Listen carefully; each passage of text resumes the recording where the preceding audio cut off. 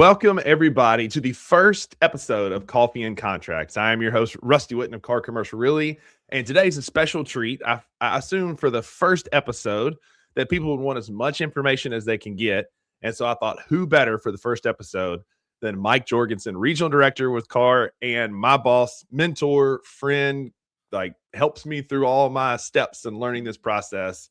Mike, how you doing, man?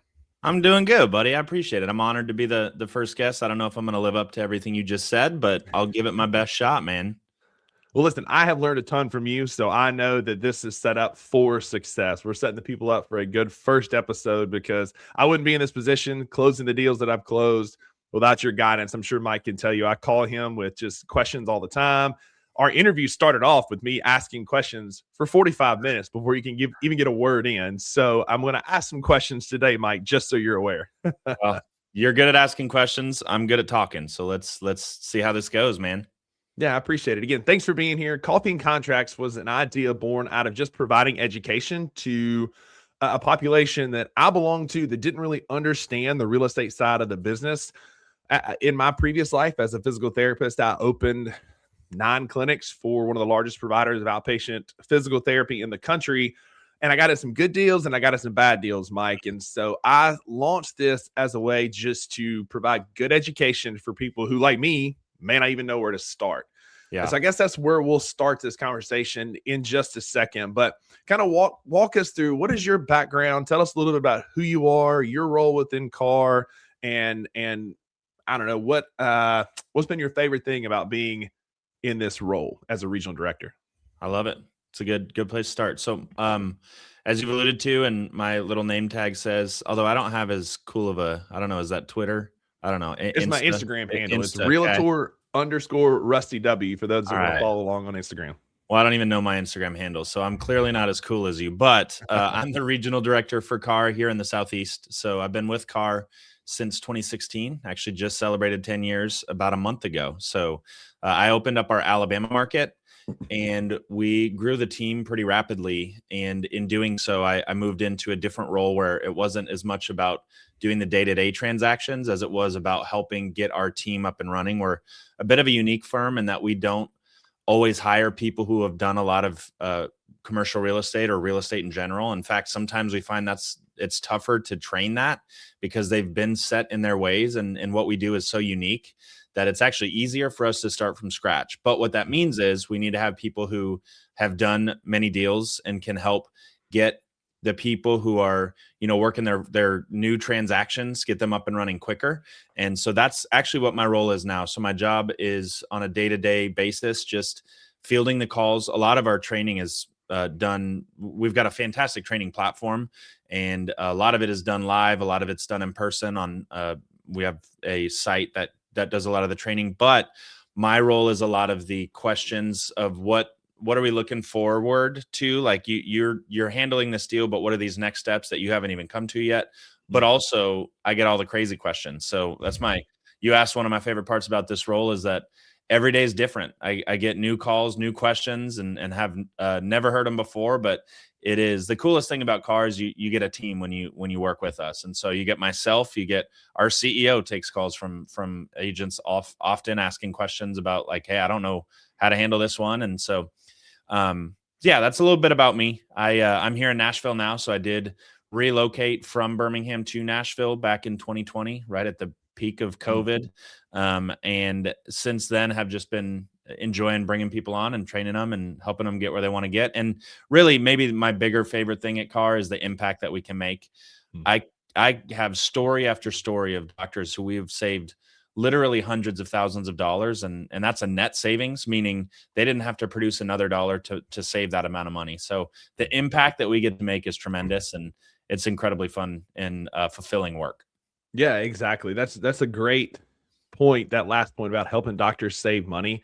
I just recently closed a deal by the time we factor in tenant improvement, free rent, all the things that we were able to negotiate, I was able to save this client over almost $143,000 on their new practice. And that could be money back in their pocket. It could help, new equipment. It could help bring on new staff.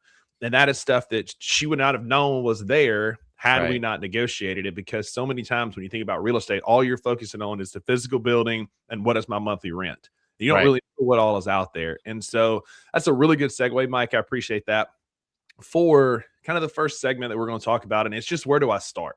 You've helped dozens and dozens, probably hundreds, if not Mhm. more, of doctors open their own practice, hang their own shingle, find real estate in multiple markets.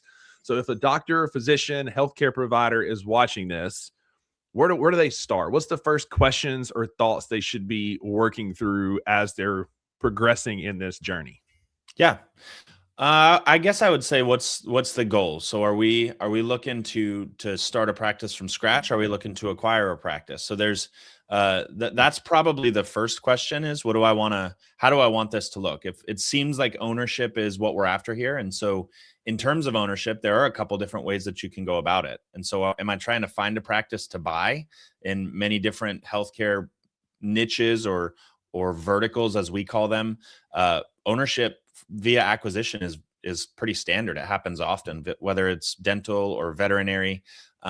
For others, it would be potentially starting a practice, and there's pros and cons to both. And really, I think one of the things that I notice from any healthcare provider is that what they're trained in school is not it's more clinical, which it should be. Obviously, if you're working on people's teeth, you need to know how to use the drill, but Mm-hmm. there also is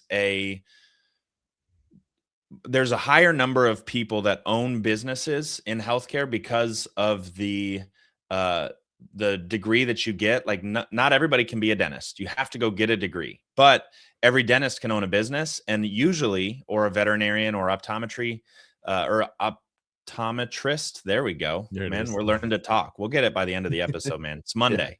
Yeah. So it is really not, it's undertaught in school, I think, the business side of things. And so what I hear from a lot of people is I've got to find a practice to buy. And there's really a lot of potential hurdles that you run into in that regard, because it seems like everybody's trying to buy a practice. And so I think one of the biggest questions is acquisition the best route for you? Maybe. I would say if you can find a good practice to acquire, it's going to be the best case scenario for you. What I see though is a lot of people trying to buy a practice that they wouldn't necessarily start on their own. So I would say, maybe here's how I would verbalize it, maybe is doctors think I want to buy a good practice. And then the second choice is I want to buy a bad practice and maybe like rebuild it. And then the third choice is I want to start a practice. And so the cool thing about CARR is that we can help you with both. I've helped doctors buying practices save hundreds of thousands of dollars. I've helped doctors starting practices save hundreds of thousands of dollars. A lot of times, who you ask the question to gets a different answer. If you go ask an equipment person, should I buy a practice or start a practice? A lot of times they're going to say you should start a practice because they have a big equipment order on the other side of that transaction. If you ask somebody who sells practices or a lender who specializes in selling practices or acquisitions, as they call them, they're going to tell you, they're going to make you feel like, you should go acquire a practice. The cool thing about us is we don't care. We can help you with either one. And my suggestion in that would be to say, if you find a practice that you would start, 100%, I would look at it. And that doesn't mean I would certainly buy it, but it does mean that I would, if I can find the right practice for the right price, 100% buying it makes a lot of sense. But I would not stretch so far as to say, if you can't find a practice that you love, that you buy it anyways, because at least you don't have to start. Because there's a lot of nuance to starting a practice that a lot of doctors miss and don't understand. They think, I'm going to have no income when it starts. The bank actually solves for that in a lot of cases. So they have working capital for you for those first 3 or 4 months. The order of, the first supplies, that stuff is all considered by the lender. And a lot of times you're having to associate a couple days a week, so you can kind of tailor into it. So as you start to see more patients at the practice you start, you can pull off the associateship. But what I would say is don't be so scared of a startup, because what we see a lot of times is doctors look and look and look, and then they come to us 2 years later, after they've been looking and can't find something good. And they say, all right, maybe I'm willing to start now. And they've missed out on 2 years of potential income. And so For sure. that would be an area that I would probably say is like, what's the goal here? Are we trying to start a practice? Are we trying to buy a practice? Both of them can be advantageous, and it really just depends on the situation. Yeah, those are some great points. Just because you can't find the right practice doesn't mean you have to force it.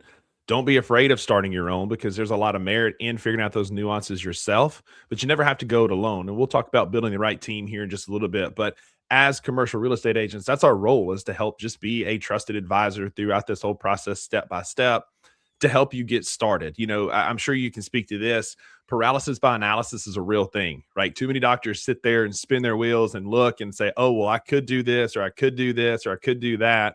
And like you said, 2 years down the road, we're still in position A and haven't even moved off the starting block yet, right? We're Yeah. still at step one. And so talk a little bit about analysis by paralysis. How do you help people overcome that? Or what are some tools that you've used to help kind of bring down some of those walls? Yeah, that's a great question. And I think what we see is a lot of doctors are trying to analyze an incomplete picture, maybe would be another way to look at it. One of the things that we do with all of our clients, and one of the reasons that people like yourself are able to get such good deals out of the gate, is because we have a game plan to ensure that the doctor is getting the best deal. And so you've got a colleague that I know you get along with well in Chattanooga, who was working a deal in East Tennessee, and the doctor was like, I'm not really sure if I'm. So we found some good options for him. We were looking at options, and we were at the point now where we would start negotiation. And he's like, I don't really know if I want to move into this market yet or not. Like, I think I need to go figure some other things out before I start this process. And so what I suggested to Mason, and what he did, was to say, why don't we negotiate? Because, a good deal might actually change the picture here. Like, if you can find a really good option and negotiate a good deal on that good option, then maybe that changes things for you. If worst case scenario, let's say you negotiate on a few options and you decide not to move forward, that no harm, no foul. But in 4 months, if you come back and say, hey, I'm really interested in moving forward now, we've got 3 options that have been sitting there for 4 months, potentially, if they're still available. And now we actually have a better spot to negotiate from, to say, hey, we're actually interested now in moving forward. But that 4-month period actually garners us a lot of benefit in terms of leverage. And so we had to move through that process. He had an incomplete picture of what he was trying to do because he hadn't actually negotiated yet. And so I would say the same thing.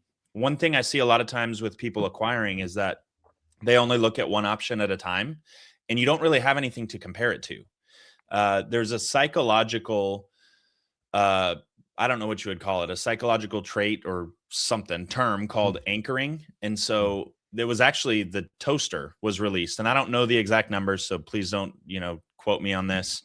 You can hit his Twitter handle or his Insta handle if you have, if you know the real answers. But what it was is they released it at a specific sales point. So it was $37, we'll call it. And they noticed that nobody was buying them. Like, it was a really good product, but nobody was buying them. And so they hired a marketing agency and said, hey, what do we do? Like, how come these are very good products. People love them. They're just not buying them. And what they found was that having one price point actually made it hard for people to understand the value there. And so what they did is they made one small tweak and had a second version now. And so they had one at 37 and now one at 48 or whatever. And that second one gave them something to compare it against. And so the $37 one that had no difference started flying off the shelf because there was something else for them to compare it to. And that's what we oftentimes see is you look at a practice and you're like, is this a good deal? Well, that's one of the most common questions we get with real estate is this, what's fair market? Fair market is what you're willing to pay for it. And if you're willing to pay more, then market just went up and the landlord's going to go tell everybody else about it. But having options, I would say it actually maybe is the opposite of what you expected me to answer, but actually negotiating on options and taking it to the full extent of what would this actually look like is beneficial, because now we can compare them financially to each other and say which one is the best option. Last thing I'll say on it is we always tell, a lot of times doctors say, I want that one. And we say, that's really cool. We'll go get you that one, but allow us to get you a good deal on that one. Mason's actually calling me right now. Look at that. Look at that. Allow us to get you a good deal on that one.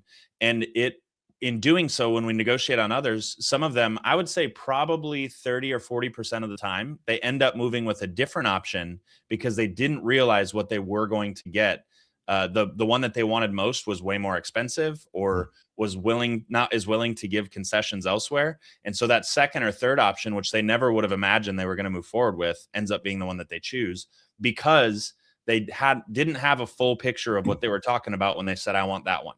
So it's kind of like House Hunters. They bring you, or whatever that show is, the Property Brothers. They bring you to the house that you want really bad, and then you see the price tag and you're like, I can't afford that. So yeah, that's what I would say, is getting a full picture of it, and not analyzing something that's not a full picture is, I think, where a lot of doctors mess themselves up. Yeah, that's a good point. Analysis by paralysis, or paralysis by analysis, is just sitting with information, not doing anything about it. I think establishing posture, which is what you just described, is completely different. You're finding your options, you're seeing what's available. How can we know what fair market rates are when we're not actually out in the market finding out what the rates are? And so getting those options from other landlords. And like you said, it's never a good idea to say, this is the one I want, and pigeonhole yourself there. Yeah. Creating that option, those options, that posture or leverage, as we call it, to get the best market rate there, can help bring you out of a paralysis by analysis. Say that 5 times fast. I'm having to think about it every time I say it. But making sure you have those options can help kind of bring you out of that freeze, so you can know, hey, this is the direction I want to go. Or like you said, maybe it's option 3 or 4 that you didn't consider at first, but we get a really, really good deal on a space that is in a good location that could work for what you're trying to do. That option you would have never known had we just stuck with that first one and been paralyzed where we were. Right. Absolutely. And that's what we see.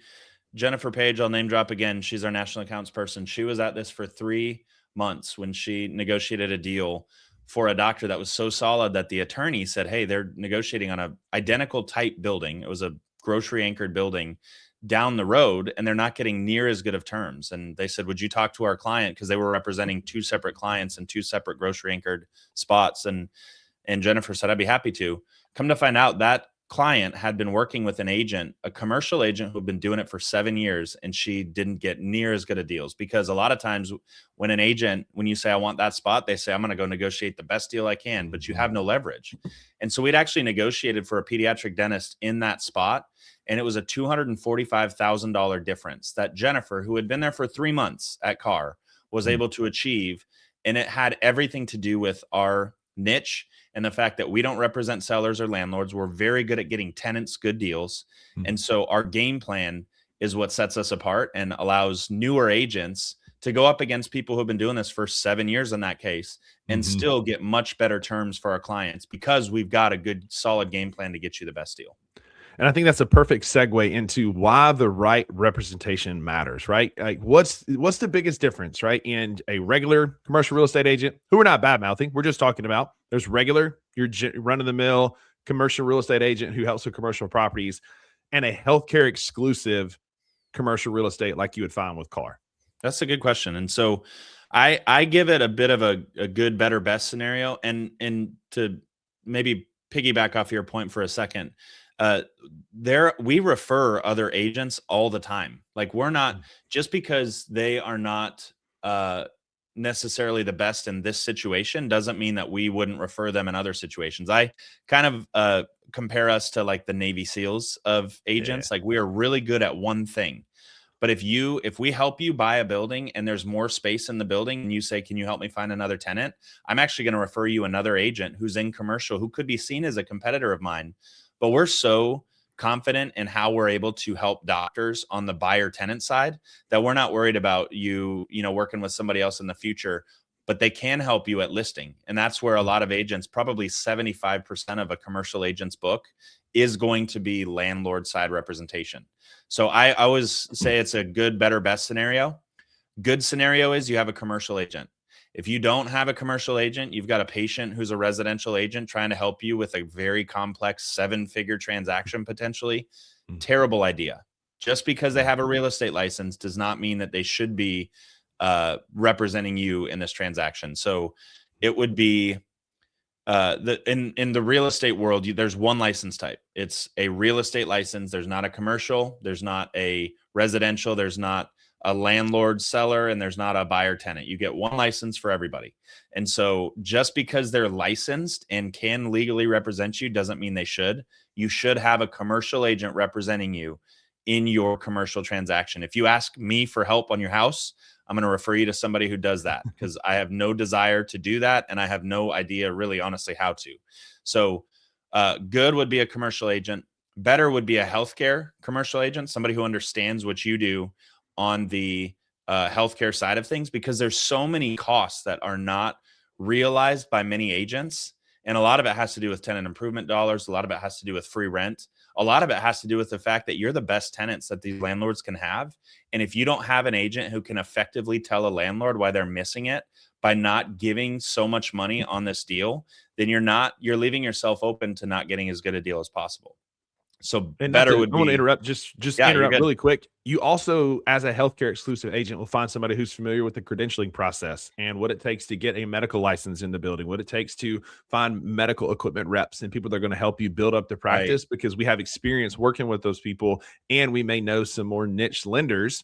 And we'll talk about that in a bit in assembling the right team, but more niche lenders that can help you get your practice to the finish line, because we have rapport established with those medical specific vendors already. Absolutely. Yeah. So best case would be healthcare, or not best. Better case would be healthcare. Best case would be a buyer tenant only, healthcare only commercial real estate agent, which means they don't have any listings where you are looking. We're not at CARR. You'll never see our name in a window. We only represent people looking for real estate, which means we have no conflicts of interest. It's not even that we don't have any real estate available in your market. It's that we can't have real estate in your market. You'll never see us on a listing. In fact, I had a deal that I was helping a doc on in Virginia, and I always had this thought of, if they, even if they don't have a building available, it can still be a conflict, because you are one transaction to this person where that landlord might have hundreds of thousands of square feet of space available.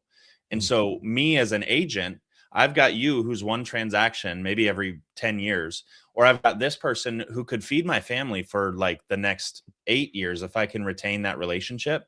And so the story actually came out. I was asking her, she said, I had an agent show me some space. She said, but I found it odd because she showed me the space, and then I saw her go over to the landlord at the end, and I heard her say, give me a call. Let's talk about your other listings. I'd love to represent you on those listings, which creates what you call dual representation. So there is a hesitance or a tendency rather for an agent to have that conflict, even when they don't currently represent them, but could, and they use you almost as the bait to land that person and say, I've got other clients like this. If you don't have a buyer tenant only agent, then you could find yourself in a situation where you have one party representing two opposing interests. And it would be akin to a court of law. Like, you never see a defense and a prosecution attorney being the same person representing opposing parties. It's actually not legal in the law space, but it happens all the time in real estate. And unfortunately, a lot of times it's not even disclosed. Like, a lot of times people don't realize the relationships that are, if you call a name in a window and that agent says they're interested in helping you get in the space, what they're often not telling you is that I oppose you in this transaction. You actually are, anything you tell them can and will be held against you in the court of real estate. I don't know, whatever you would say there. But all of that to say, it's really important to know the parties in the transaction as well. Yeah, that's huge, because you want to go in with the right representation, because just of what you said, when I'm going with my clients on tours, I tell them, listen, I'm going to run the conversation. I will, like, if they ask questions, I'll kind of defer and deflect, and I'll kind of help guide that, because I don't want anything to come out that they can use against us down the road. If you're excited, I need poker face. I need you to walk in, channel your inner Lady Gaga, and let's have that poker face so that we can be, as neutral about this space as we can, right? Because you want to create leverage. It's a negotiation. It's a what are you willing to give up, or what are you willing to pay? What are they willing to give up to get this rented? And what you said earlier is key in this, Mike. We are bringing some of the best clients this landlord would ever possibly have. Healthcare businesses tend to not fold. They tend to be very profitable. And they tend to grow and lift the space around them, right? If you're in a retail center, if you're in a shopping strip, if you're in an area, if a doctor's office goes there, that is huge lift for the landlord. So we want them to pay us for that lift, not the other way around. I want to make sure we negotiate the best possible terms. Absolutely. And that kind of plays right into who else are we trying to bring into the deal here? What does the right team look like? Mike, we've talked about finding healthcare representation. We've talked about finding tenant buyer exclusive agents. But as this process for young doctors or older doctors that are looking to start their own thing, have been doing it for a while, who else do we need to be looking at assembling around them to get this process rolling? Absolutely. Yeah. There is it's probably not going to be a surprise to anybody that the some of the names that I'm about to share, but they are really it's important to make sure that you have them, especially at the right time. Like, and it really depends on the situation too. If you're talking about a project, then you're going to be talking about concepts like a GC and an architect. If you're talking about an acquisition of a practice, that's it, maybe even some different players. Not to say that you wouldn't use them in the future, but one thing that I would say, maybe to kind of the heart of the matter, even more so than just who are the players, because I don't think it's going to surprise anybody.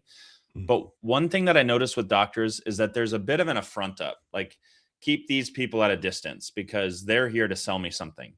And I would challenge that thought, just that mindset in general, maybe, and say, these people, number one, it's probably a free lunch. Like, if I'm a doctor, I'm gonna let people buy me lunch as much as they want. And Absolutely. absolutely. And they're going to likely have understanding because some of these people are in, 25 or 30 offices every other week and they see a lot of stuff. And so asking them questions about, like, what are you seeing that's working? What are you seeing that's not? They might have some stuff that other clients are doing, and they obviously, them selling you more stuff is beneficial to them, but it doesn't mean it's not beneficial to you. If you're successful, then they're going to have more stuff to sell you. And so I would just challenge the idea of, I don't want to talk to a lot of these people because they have something to sell me. If I'm a doctor, I'm going to talk to anybody that will talk to me because I'm just trying to consume as much information as possible. And the best people are localized to your market. Like, you can listen to this show. Maybe you're in California. This will benefit you there.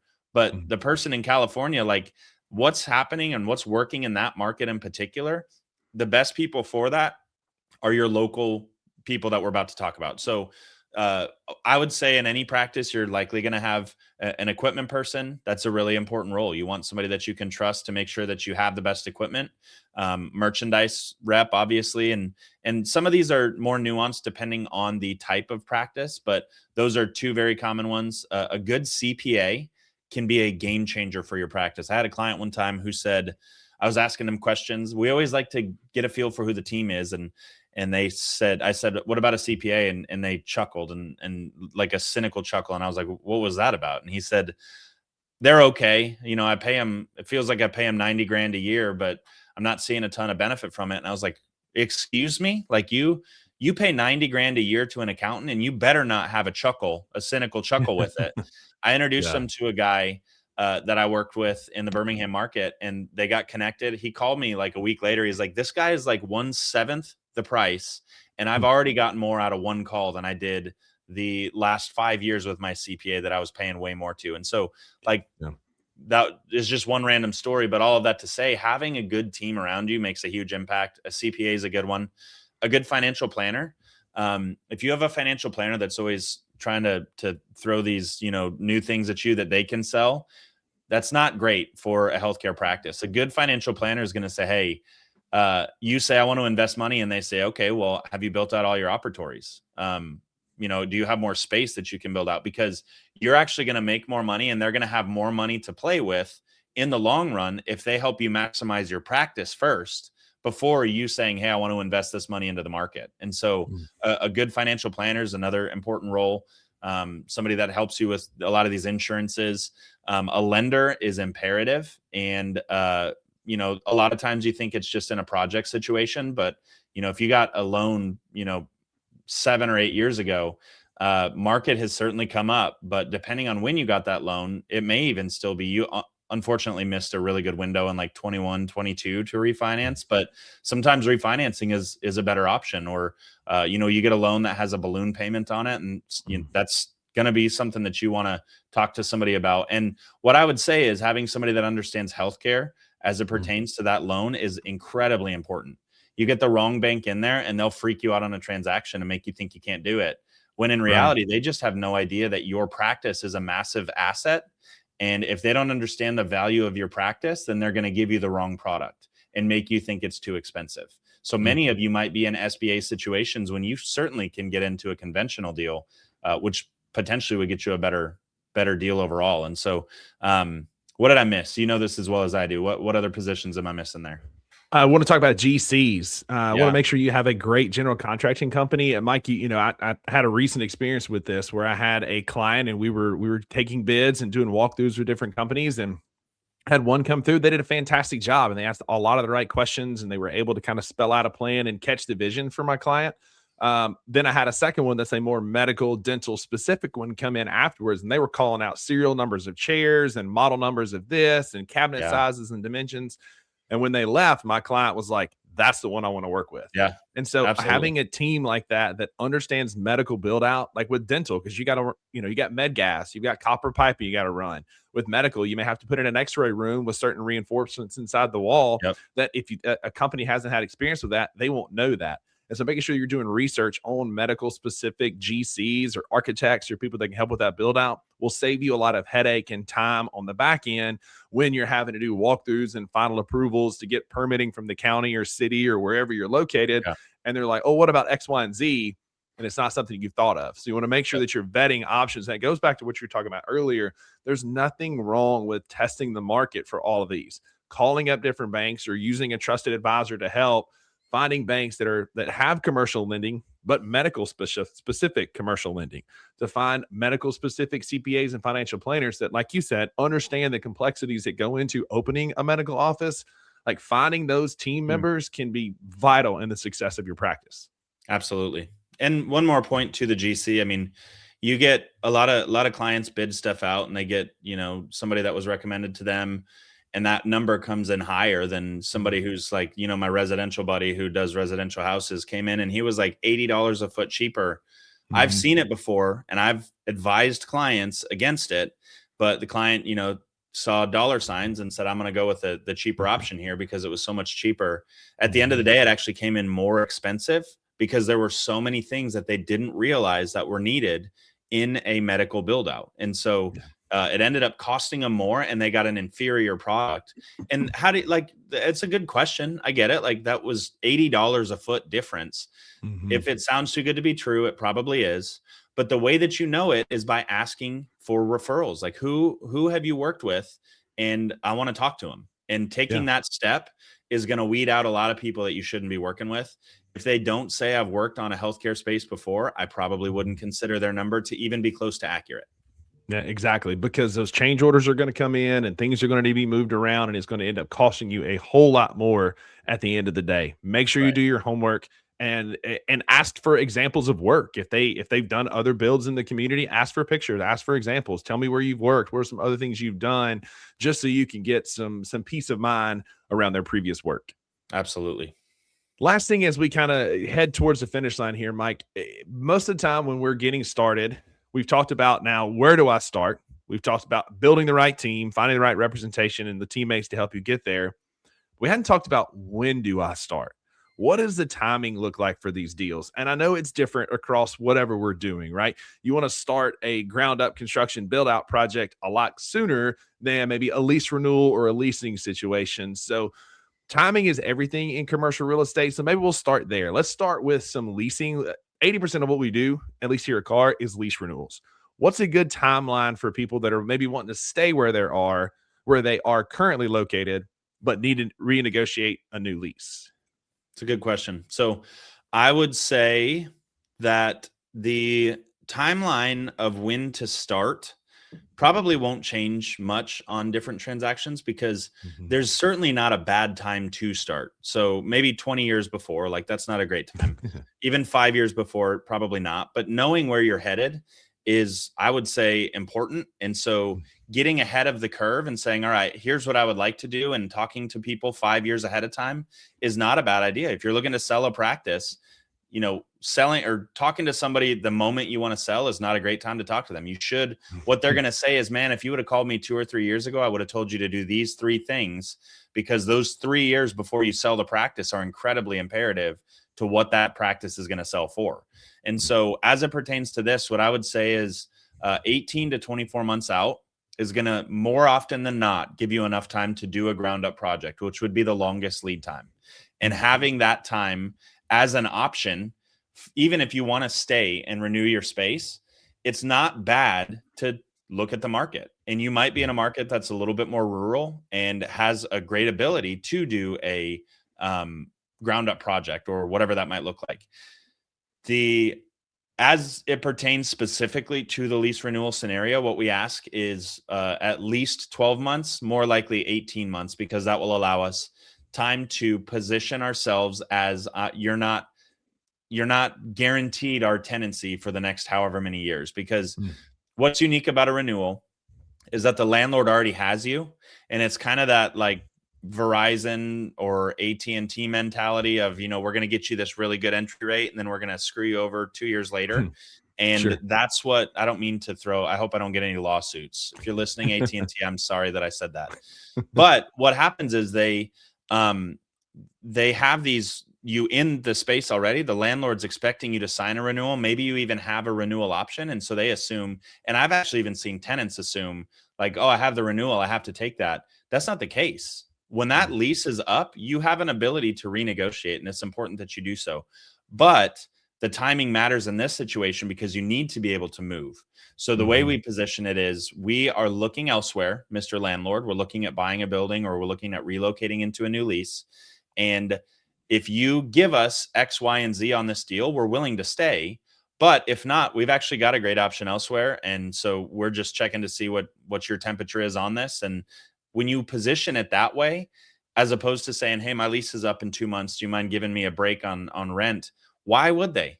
Like, you're in the space, you're taking up that space. Not only should you not just get, a little bit of break on rent, you should basically get a new deal. And what happens a lot of times is doctors are saying, hey, I don't want to move. And we say, that's great. Would you still allow us the ability to leverage for you? And when we take them to other spaces, when we show them other options, they don't realize what is available to them.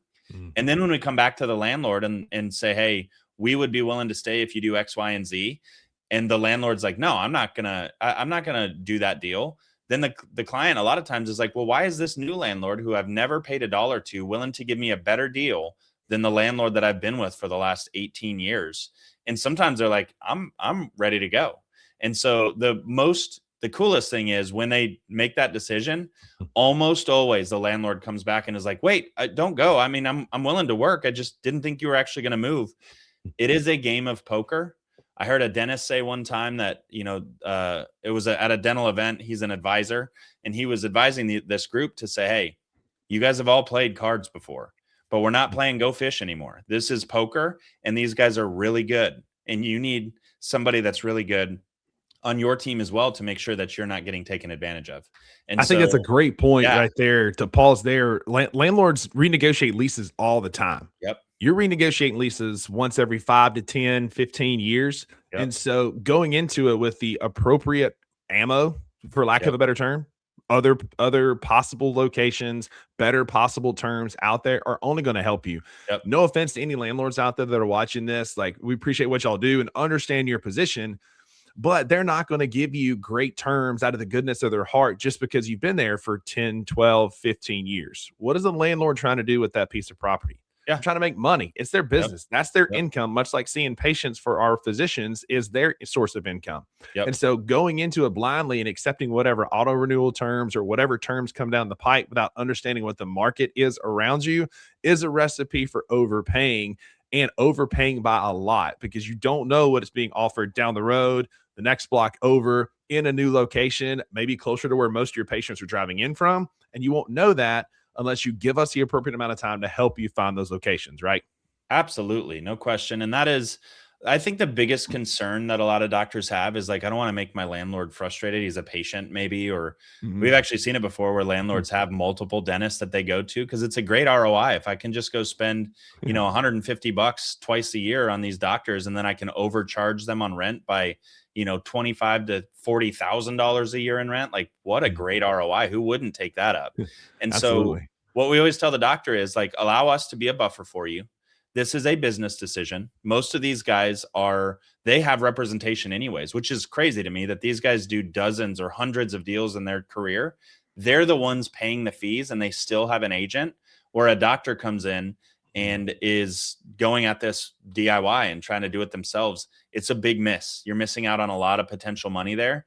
And at the end of the day, if the landlord is going to, like, no Starbucks, no Charles Schwab is going to go in without representation. You're actually kind of proving the point by not having somebody represent you that you don't really know what you're doing as it pertains to real estate, because you better believe Starbucks is going to have somebody on every renewal that they do, and landlords expect it.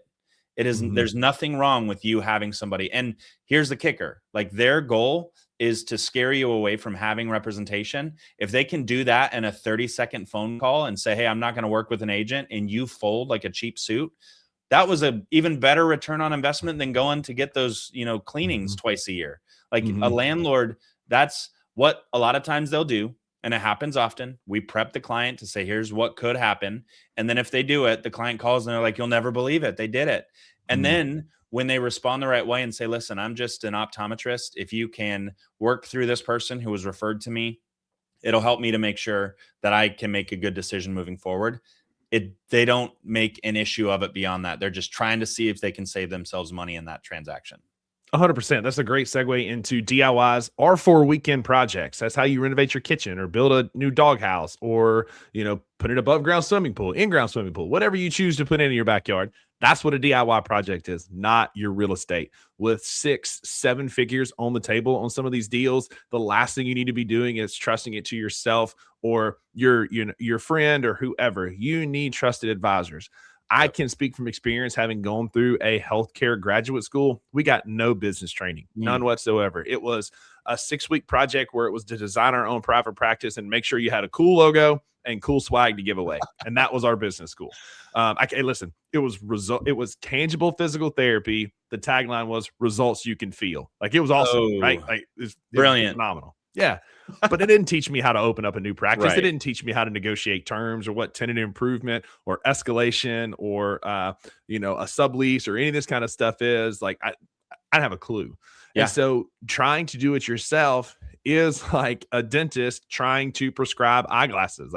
There's a gap in information there that you need an expert to help with. And so that's where somebody that is tenant buyer, healthcare exclusive, can come in and help you, because DIY projects are not for your practice. They're for weekends only. Absolutely. Yeah. So Mike, one more point on that. Yeah. Can I hit one more thing there? Absolutely. A lot of times doctors are nervous too. Like, we're going to come in and upset the apple cart or something. Worst case scenario, we look at your lease and say, hey, dude, you're in a great spot. We've done that before. There are times where I look at a lease and I say, lock that in as long as you can. I'm not even going to do anything to I'm going to tell you what to say to the landlord to ensure that you get it. But most of the time, what happens is they're not getting a good deal. We've seen it where they're paying 30 a foot in rent. Their landlord is marketing the space next door for 20 and said, I'm not willing to work.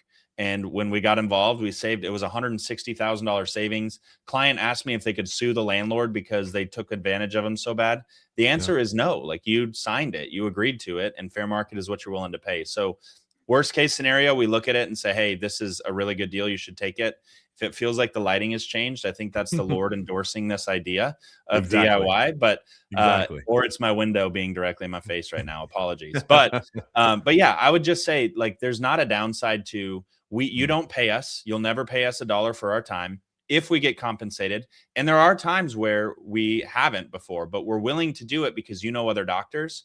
And if we can help save you money, then a lot of times you're willing to refer us even more. When you try to pay us and we say we can't take that, a lot of doctors refer us more that way. And so we cost you nothing. We can look it over, tell you whether it's good or not. And then from there, it's up to you to make that decision. Absolutely. And so, again, cannot emphasize that enough. Like, good healthcare representation, tenant buyer exclusive agents here at CARR do not cost you a dime, do not cost your practice a dime. We're paid exclusively by landlords or sellers, or not at all. And on the inverse is actually true. We save you a ton of money, a ton of time, and a ton of effort by doing the legwork and the homework for you, because we understand the market. We understand what's available. We likely already have relationships with a lot of these landlords, because I'm currently negotiating on 2 different properties with the same landlord company. And so like, we have these relationships in the community, and we can help you with that without charging you an arm and a leg to make sure you get the right deal. And so as we land this plane, Mike, thinking about big picture, what are some big picture advice? And I've got 2 questions specifically. The first, if you've made it this far, you're 45 minutes in the show. First of all, give us a thumbs up. That helps us in the algorithm to drive the show and get more eyes on this for people who are considering healthcare business or practice ownership, who have leasing needs come up. It helps us more than you know. Doesn't cost you a dime. And go ahead and subscribe to the channel. Turn those notifications on, as this is going to be a great educational series dropping over the next few weeks. But if a doctor is watching this, they're early in the practice, they're early in the process, and they're feeling a bit overwhelmed. There's a lot of information. I got to talk to a lender and a CPA and a GC. What's a permit? What does the fire marshal have to do with this? What would you tell them to kind of help get them out of that spinning cycle, that overwhelm cycle? Yeah, it actually reminds me of this weekend. The kids had been kids and made a mess, and I'm saying, all right, guys, let's clean up. And my daughter's like, Dad, I don't like, where do I start? And I'm like, right where you are, like grab the closest thing and just start moving. Like, yeah. And that's what you're going to find is as you start to communicate with people, you're going to start to hear the same names. So we would be honored at CARR. If you look up, if CARR.us has a find an agent tab, you can It'll find be linked in the show description below. Perfect. You can find somebody who's local to your market, and they can tell you who they work with. And I would recommend talking to other people. Don't just talk to CARR, talk to a lender, talk to a GC, and you'll start to hear the same names. And what that tells you is that these people are doing a lot in my market. And so I would just say, wherever you are, like you've talked to somebody, ask for some other names. Who else should I talk to? Do you know any good CPAs? Do you know any financial planners? And as you start to communicate, you're going to start to hear the same names come to the surface. And as long as it doesn't come with a cynical look, then you're probably in a good spot to reach out to them and start a conversation as well. Yeah, exactly. So yeah, great point. Like start where you are. Dave Ramsey has a saying, if y'all are familiar with his work, what's the best way to eat an elephant? It's one bite at a time. That's right. It. You got to take that first bite. And lastly, like what is one thing that a healthcare practitioner could do right now to improve their position or improve the outcome of a lease renewal, like leasing, new practice? What is one thing they could be doing right now to make sure it's successful down the road? Yeah. I think the best thing that you can do as it pertains to a lease in particular is to know the dates. And better than that, I would say get it in the hands of somebody who not only can read that lease and make sure that you're well protected. I've seen it before where there's an out in the lease, like it's a 10-year lease with a 7-year out. You have that 10-year number in mind and you want to relocate because you're busting at the seams, but you miss that 7-year window. I've seen many situations like that before. I saw another one where the lease was up and they reached out 6 months out, but they had a 9-month renewal window. And so they actually missed out on the renewal, which would have been a better offer for them. And so I would say get the lease in the hands of somebody that you can trust to ensure that they're tracking the dates and that they're reaching out to you at the appropriate time, because I can't tell you how many times the doc just had no idea when their lease was up. They said it's up next year. We get a hold of the lease. Turns out they're already in holdover. It was up 2 months ago and they just had the wrong date. And so tracking the dates and getting it in the hands of somebody that can actually read the lease is going to be the best thing that you can do to make sure that you're protected for your upcoming renewal. Absolutely. Absolutely. Strong work. Mike, thank you again, man, for joining me today. I really appreciate you taking time to chat with me, to help educate people, educate me as I'm constantly learning and figuring out what are the best ways to support my clients. So I appreciate you hopping in with me today. Absolutely. It's been a blast, man. I appreciate it. Yeah, for sure. So guys, if this episode has you feeling uneasy, questions, overwhelmed, excited, getting the itch to start looking at new properties, in the show description below, I'm going to have CARR.us find an agent link. You click that button, it'll pull up. We're listed state by state. You can find your state and find qualified CARR agents anywhere that you are to help you with your deals. If you want to talk to me specifically, I'm listed under Tennessee. You can find my contact information there. I also have my social media handles and my email in the show description. Reach out if you have questions. If I don't know the answer or if I can't help you where you are, I can connect you with the right people that are. But whatever the case is, guys, remember, if you're not growing, you're dying, whether that's in learning, in life, in business. So make sure that you are growing in some avenue, finding a way to make yourself better as a physician, as a human, as a business owner, whatever that is. Find something that lights your passion. And if you need some help along the way, I'd love to have a conversation over a cup of coffee. But that's going to do it for Coffee and Contracts. Until next time, I appreciate you, Mike, being here. Appreciate everybody tapping in. Y'all have a great rest of your day, and we'll see you soon.